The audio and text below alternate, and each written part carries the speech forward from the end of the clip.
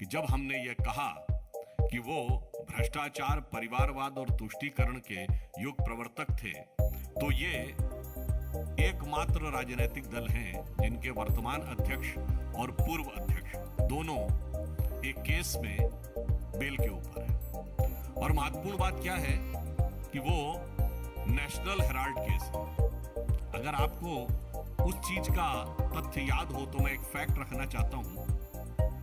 National Herald case पे कुल कितने का ऋण था? 90 करोड़ रुपए का। और 90 करोड़ रुपए का ऋण कांग्रेस पार्टी का वह संगठन नहीं पे कर सकता था जिसके 3-3 अखबार चलते थे और जब इनकी सरकार थी। यानी उन तीनों अखबारों को यदि 10 वर्ष में केवल 30-30 करोड़ रुपए के इन्होंने सहायता पहुंचाई होती तो 90 करोड़ आसानी से हो सकते थे। और मजे की बात यह है कि उसी समय में राजीव गांधी फाउंडेशन को 100 करोड़ रुपए की सहायता पहुंची है। क्या यह बात आपको असहज नहीं लगती है कि यदि एक उनके निजी फाउंडेशन को सरकारी विभागों तक से सीधे सहायता मिल सकती है? प्रधानमंत्री नेशनल रिलीफ फंड से एक नहीं 3 बार राजीव गांधी फाउंडेशन को सीधे सहायता मिलने के का उल्लेख रिपोर्ट में है 2006-7, 2005-6, 2006-7, 2007-8।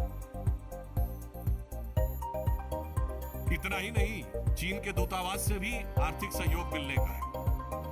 और भारत के सांप्रदायिक सौहार्द के सबसे बड़े खलनायक डॉक्टर जाकिर नायक के भी संस्थान से बस ले ही लिया था कि आलोचना हुई और खतरनाक गेंद देखकर उन्होंने अपने कदम वापस क्रीज में खींच लिए, अन्यथा उन्होंने वह कार्य कर ही दिया था। अब मेरा सवाल यह है कि यदि इतनी सारी आपको आर्थिक सहायता राजीव गांधी फाउंडेशन को दिलवा सकते थे तो नेशनल हेराल्ड को क्यों नहीं? जबकि वहां तो आप सीधे, वो एक समाचार पत्र था, आप विज्ञापन तक देने के अधिकृत थे। इसका अर्थ यह है कि इधर भी धन संचित करना था और उधर एक ऋण की आड़ में एक बहुत बड़ी संपत्ति पर अपना अधिग्रहण करना था। यह मैंने सिर्फ इसलिए बताया है कि यह दो तरफा भ्रष्टाचार का एक उदाहरण बनता है, यह एक तरफा भ्रष्टाचार का नहीं।